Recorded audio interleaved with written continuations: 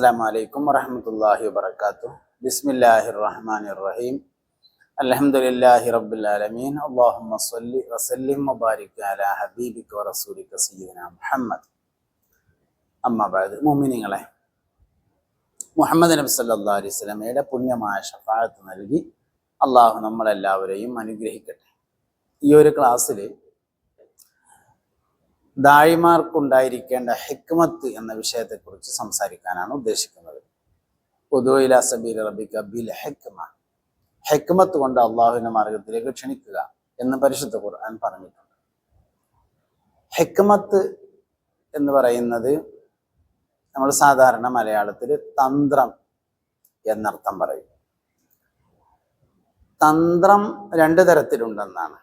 ഒന്ന് ഇലാഹിയത്തും രണ്ട് ശൈത്താനിയത്തുമാണ്.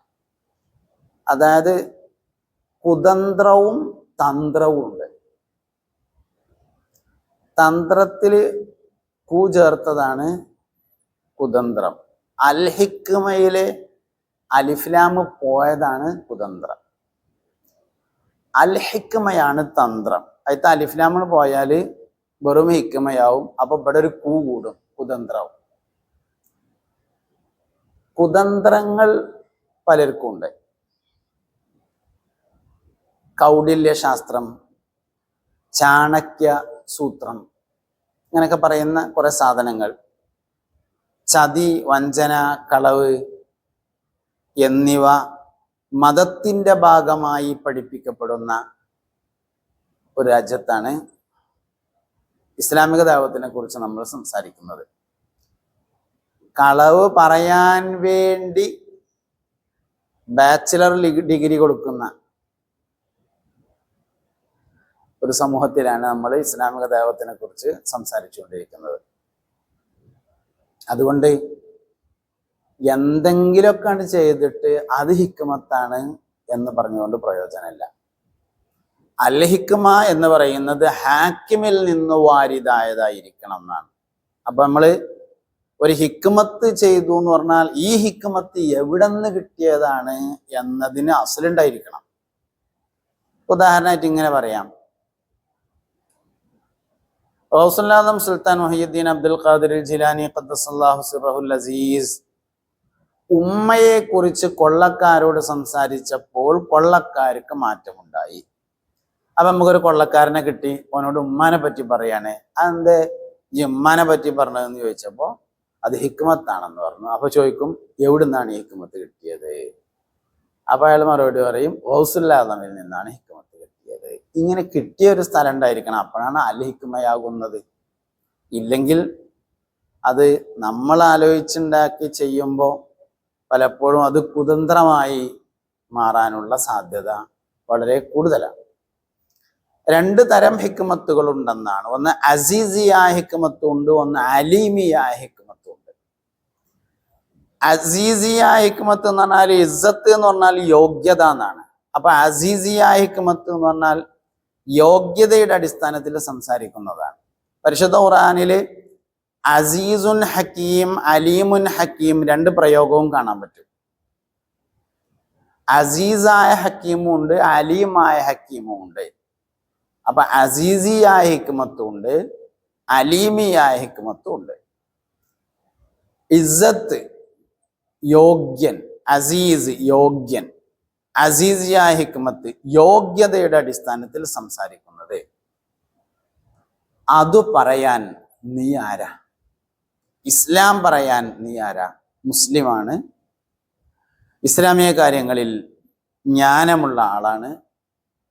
അങ്ങനെ ഏത് വിഷയത്തിനുണ്ട്. നിയമം പറയുകയാണെങ്കിൽ അത് പറയാൻ നീ ആരാ? നിയമജ്ഞനാണ്, വക്കീലാണ്. വൈദ്യം പറയുമ്പോൾ അത് പറയാൻ നീ ആരാ? ഡോക്ടറാണ്. ഡോക്ടർ അല്ലാത്ത ഒരാൾ വൈദ്യം പറഞ്ഞാൽ കേസാവും, ജയിലിൽ പോയിരിക്കേണ്ടി വരും. ഏതിനും ഒരു യോഗ്യത ഉണ്ടല്ലോ. അപ്പോ രണ്ടു തരം യോഗ്യതയാണ്. ഒന്ന് അസീസിയായ യോഗ്യത, മറ്റൊന്ന് അലീമിയായ യോഗ്യത. അലീമിയായ യോഗ്യതയിലേക്ക് ഞാൻ വരാം. അതിന് മുമ്പ് അസീസിയായ യോഗ്യത. പൂർവികന്മാരെ ഒക്കെ നമ്മൾ പരിശോധിച്ചു നോക്കിയാൽ എന്ത് പറഞ്ഞു എന്നതിനേക്കാൾ ആര് പറഞ്ഞു എന്നതിന് പൂർവ്വകാല ആളുകൾ പ്രാധാന്യം നൽകിയിട്ടുള്ളതായി കാണാം. ഇപ്പോ സുബഹിയിൽ കുനൂത്തോതണം എന്ന് പറയുമ്പോൾ ആര് പറഞ്ഞു? സയ്യിദന മുഹമ്മദ് ബിൻ ഇദ്രീസ് ഷാഫി റളിയല്ലാഹു അൻഹു പറഞ്ഞിരിക്കുന്നു എന്ന് പറഞ്ഞാൽ, പഴമക്കാരായ ആളുകൾ അന്ന് തീരുമാനിച്ചിരുന്നത് അത് ശരിയാണ്, ഷാഫി ഇമാം റളിയല്ലാഹു അൻഹു പറഞ്ഞിട്ടുണ്ടെങ്കിൽ അതായിരിക്കും ശരി. പക്ഷെ പിൻകാലത്തേക്ക് വന്നപ്പോൾ ഒരു മാറ്റം ഉണ്ടായിട്ടുണ്ട്. അതിപ്പോ ഈ ഹദീസ് ഇമാം ഷാഫി റളിയല്ലാഹു അൻഹുവിന് കിട്ടാത്തോണ്ടായിരിക്കും എന്നൊക്കെ ചിന്തിക്കുന്ന ഒരു തരത്തിലേക്ക് വന്നിട്ടുണ്ട്. അപ്പൊ ഏതൊരു മനുഷ്യനും ഒന്ന് അസീസിയ ഹിക്മത്തിന്റെ അടിസ്ഥാനത്തിൽ സംസാരിക്കുക. അപ്പൊ ഉദാഹരണമായിട്ട് പറയുകയാണെങ്കിൽ, കണ്യത്ത് ഉസ്താദ് പറഞ്ഞു എന്ന് പറഞ്ഞാല് നമുക്ക് തോന്നും അത് ശരിയാ, കണ്യത്ത് ഉസ്താദ് പറഞ്ഞിട്ടുണ്ടെങ്കിൽ എന്നാ പിന്നെ അങ്ങനെ തന്നെ ഇക്കാരം. ഈ അടുത്ത കാലത്ത് മരണപ്പെട്ട പോയ ആളാണ് മുണ്ടംപറമ്പ് മുഹമ്മദ് ബാക്കവി. ഫിഖ്ഹില് നല്ല കഴിവുള്ള ആളായിരുന്നു. അള്ളാഹു അദ്ദേഹത്തിന്റെ ഖബർ സ്വർഗമാക്കി കൊടുക്കട്ടെ. ഒരുപാട് ഉപകാരമുള്ള ഒരു മനുഷ്യനായിരുന്നു. എന്തേലൊക്കെ മസലയിലൊക്കെ സംശയം തോന്നിയാൽ ചോദിച്ചാൽ കിതാബിന്റെ ഇബാറത്ത് സഹിത അപ്പം മറുപടി തരും മുണ്ടംപറമ്പ് മുഹമ്മദ് ബാക്കവി. അപ്പൊ മുഹമ്മദ് ബാക്കവി പറഞ്ഞു എന്ന് പറഞ്ഞാല് ആലിമീങ്ങൾക്കിടയിൽ അതൊരു അംഗീകാരമായിരുന്നു. അടുത്ത കാലം കുറച്ചായിട്ടുള്ളൂ വഫാത്തായിട്ട്. ഇതുപോലെ ഓരോ ആൾക്കാരും കണ്യത്ത് ഉസ്താദ് പറഞ്ഞു, അത്തിബറ്റ് ഉസ്താദ് പറഞ്ഞു എന്ന് പറഞ്ഞാല് എന്നാ പിന്നെ അങ്ങനെ ആക്കാം. നമ്മളിങ്ങനെ ദ്വാരക്കുമ്പൊക്കെ പറയലുണ്ടല്ലോ, പിന്നെ അള്ളാഹുവേ അദ്ദേഹത്തിന്റെ രോഗം ശിഫയാക്കുമാറാകട്ടെ. അപ്പോ അത്തിബറ്റ് ഉസ്താദ് പറഞ്ഞു, മാറാവുക എന്ന് പറഞ്ഞാൽ എതിരാവുക എന്നാണ് അതിന്റെ അർത്ഥം. മാറാവുക എന്ന് പറഞ്ഞാൽ എതിരാവുക എന്നാണ്. അപ്പൊ ഷിഫയാക്കു മാറാകട്ടെ എന്ന് പറഞ്ഞാൽ ഷിഫയാക്കുന്നതിന് എതിരാകട്ടെ എന്ന് പറഞ്ഞാല് രോഗത്തിൽ തന്നെ തുടരട്ടെ എന്നല്ലേ. അപ്പൊ അതുകൊണ്ട് ആ മാറാകല് വേണ്ട. മാത്രമല്ല ഈ മാർ എന്നതൊക്കെ മുസ്ലിങ്ങളല്ലാത്ത പല ആളുകളുടെയും പ്രയോഗത്തിൽപ്പെട്ടതാണ്. സത്യത്തില് സാഹിത്യത്തിൽ പ്രശ്നമൊന്നുമില്ല. ദൈവമേ കൈത്തൊഴാം കാക്കുമാറാകണം. മലയാള സാഹിത്യത്തിൽ അത് പ്രശ്നമുള്ള കേസൊന്നുമല്ല. മാറാവുക എന്ന് പറഞ്ഞാൽ എല്ലായിടത്തും എതിരാവുക എന്ന് അർത്ഥമൊന്നുമില്ല. എന്നാലും ദ്വാരക്കുമ്പോൾ അതാണ് ഒഴിവാക്കുക. അത്തിവരുസ്താവ് പറഞ്ഞല്ലേ, അതാണ് അസീസിയ ഹിക്മത്ത്. പറയാൻ മാത്രം ഉണ്ട്, പിന്നെ എന്തവർക്ക് പറഞ്ഞാല് എന്നുള്ളതാണ്. കണ്യാല മോല പാപ്പ പറഞ്ഞാണ് എന്ന് പറഞ്ഞാല് എന്നാ പിന്നെ അങ്ങനെ ആയിക്കോട്ടെ, പറയാൻ മാത്രം ഉണ്ടല്ലോ. തൃപ്പഞ്ച് ഉസ്താദ് പറഞ്ഞതാണ് എന്ന് പറഞ്ഞാല് എന്നാ പിന്നെ ഉസ്താദ് പറഞ്ഞ മാതിരി ആയിക്കോട്ടെ. വാവാട് കുഞ്ഞിക്കോയ ഉസ്താദ്, അള്ളാഹു അവരുടെയൊക്കെ ദർജ ഉയർത്തി കൊടുക്കട്ടെ, നമ്മളെ അവരെയും സ്വർഗത്തിലാക്കി തരട്ടെ, അവരുടെ മദദ് ഫൈദാനില നമ്മളിലേക്ക് വർഷിപ്പിക്കട്ടെ. അപ്പൊ അവരൊക്കെ പറഞ്ഞു എന്ന് പറഞ്ഞാല്, അഹമ്മദ് കോയ ശാലിയാത്തി പറഞ്ഞതാണെന്ന് പറഞ്ഞാൽ, സൈനുദ്ദീൻ മഖ്തൂം റളിയല്ലാഹു അൻഹു പറഞ്ഞതാണെന്ന് പറഞ്ഞാൽ, ശംസുൽ ഉലമാ റഹിമഹുല്ല പറഞ്ഞതാണ് എന്ന് പറഞ്ഞാൽ, അതാണ് അസീസിയായ ഹിക്മത്ത്, യോഗ്യതയുടെ അടിസ്ഥാനത്തിലുള്ള പറച്ചിൽ. രണ്ടാമത്തത് അലീമിയ ഹിക്മത്താണ്. അലീമിയ ഹിക്മത്ത് എന്ന് പറഞ്ഞാൽ വിവരത്തിന്റെ അടിസ്ഥാനത്തിൽ പറയുന്നത്. നമ്മൾ നേരത്തെ പറഞ്ഞ മാതിരി വൈദ്യം ഡോക്ടർ പറയാം, ബിൽഡിംഗ് നിർമ്മാണവുമായി ബന്ധപ്പെട്ട കാര്യങ്ങളൊക്കെ സിവിൽ എഞ്ചിനീയർ പറയാം, കമ്പ്യൂട്ടറുമായി ബന്ധപ്പെട്ട കാര്യങ്ങൾ സോഫ്റ്റ്വെയർ എഞ്ചിനീയർ പറയാം, പിന്നെ തേപ്പുമായി ബന്ധപ്പെട്ട കാര്യങ്ങളൊക്കെ തേപ്പേരം പറയാം, പെയിന്റിങ്ങുമായി ബന്ധപ്പെട്ട കാര്യങ്ങളൊക്കെ പെയിന്റിങ്ങുകാരൻ പറയാം. അപ്പോൾ അതിൽ വിവരമുണ്ട്. അപ്പോൾ ഒന്ന് വിവരത്തിന്റെ അടിസ്ഥാനത്തിൽ പറയുന്നത് അലീമിയ ഹിക്മത്ത്. രണ്ടാമത്തത് വിവരം തന്നെ പറയുക, അതാണ് അലീമിയ ഹിക്മത്ത്. ഉദാഹരണം പറയുകയാണെങ്കിൽ, ഇപ്പോ പുലർച്ചെ നേരത്തെ എഴുന്നേൽക്കണം. എന്താ കാര്യകാരണ ബന്ധങ്ങളെ പറഞ്ഞുകൊണ്ട് കൽബിലേക്ക് അതിനെ സന്നിവേശിപ്പിച്ചു. എങ്ങനെ പറയാം? സൂര്യൻ ഭൂമിയിൽ ജൈവോർജം വിതരണം ചെയ്യുന്നു. സൂര്യന്റെ ഊർജമാണ് ജൈവോർജം എന്ന് പറയുന്നത്. ഭൂമിയിൽ മനുഷ്യന് ജീവിക്കാൻ ആവശ്യമായ ഊർജം സൂര്യനിൽ നിന്നാണ് സ്വീകരിക്കുന്നത്. ഒരു ചെടി നമ്മൾ കുഴിച്ചിട്ടാല് ആ ചെടിയുടെ അടിഭാഗത്തുള്ള വെള്ളം, ധാതുക്കൾ, ലവണങ്ങൾ തുടങ്ങിയവ ആ ചെടിയുടെ വേര് വലിച്ചെടുത്ത് അതിനെ ഇങ്ങനെ മെല്ലെ മെല്ലെ മുകളിലേക്ക് കൊണ്ടുപോകുന്നു. ഫോട്ടോസിന്തസിസ് എന്ന് പറയും. അങ്ങനെ അതിങ്ങനെ വേരിൽ നിന്ന് അതിൻ്റെ കാമ്പിലേക്ക് പ്രവേശിച്ചു. അവിടെ നിന്നത് മുകളിലേക്ക് വന്നു, അതിൻ്റെ ഇലയിലേക്ക് വന്നു. പച്ച നിറത്തിലുള്ള ഇലകളിൽ അവ എത്തിച്ചേരുമ്പോൾ സൂര്യനിൽ നിന്ന് അവ ഊർജം സ്വീകരിച്ച് ഭക്ഷണം പാചകം ചെയ്യുന്നു. ആ ഭക്ഷണം മുന്തിരിവള്ളിയാണെങ്കിൽ മുന്തിരിയുടെ രൂപത്തിൽ, സപ്പോട്ടയുടെ ചിക്കുവിൻ്റെ മരാണെങ്കിൽ ചിക്കുവിൻ്റെ രൂപത്തിൽ, മരച്ചീനിയാണെങ്കിൽ കപ്പക്കിഴങ്ങിൻ്റെ രൂപത്തിൽ അതിനെ ശേഖരിക്കുന്നു. അപ്പോൾ ഈ ഊർജം സൂര്യനിൽ നിന്നാണ് ലഭ്യമായിട്ടുള്ളത്. അങ്ങനെയാണെങ്കിൽ സൂര്യന് 2 തരത്തിൽ ഊർജ വിതരണമുണ്ട്.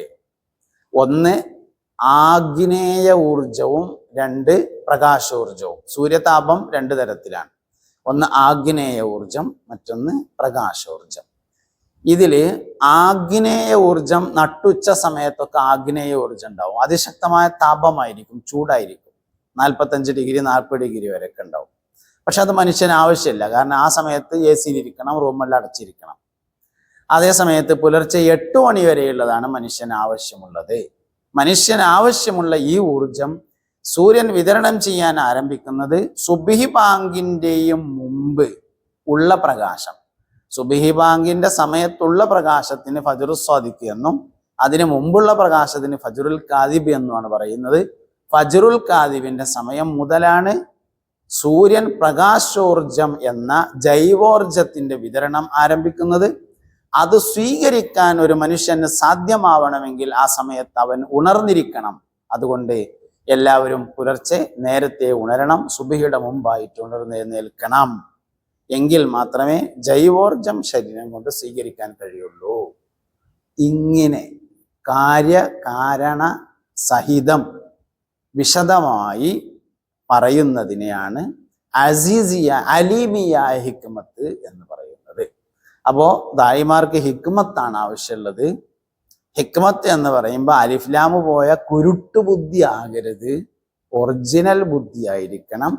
ലക്ഷ്യം നന്നാവണം, മാർഗവും നന്നാവണം. ലക്ഷ്യം നന്നായാൽ മതി, മാർഗം എന്തായാലും കുഴപ്പമില്ല എന്നത് ഇസ്ലാമിക ഫിലോസഫി അല്ല. ഇസ്ലാമിക ഫിലോസഫി അനുസരിച്ച് ലക്ഷ്യവും നന്നായിരിക്കണം, മാർഗവും നന്നായിരിക്കണം എന്നതാണ്. 2 തരത്തിലാണ് ഹിക്മത്തുകൾ ഉള്ളത്. ഒന്ന് അസീസിയായ ഹിക്മത്ത്, യോഗ്യതയുടെ അടിസ്ഥാനത്തിൽ പറയുന്നതും. 2 അലീമിയായ ഹിക്മത്ത്, വിവരത്തിന്റെ അടിസ്ഥാനത്തിൽ പറയുന്നതുമാണ്. രണ്ടും നേടിയെടുത്ത് ഹിക്മത്ത് കൊണ്ട് അള്ളാഹുവിന്റെ മാർഗത്തിലേക്ക് ക്ഷണിക്കണം. അള്ളാഹു റബ്ബുൽ ഇസ്സത്ത് തൗഫീഖ് നൽകി അനുഗ്രഹിക്കട്ടെ.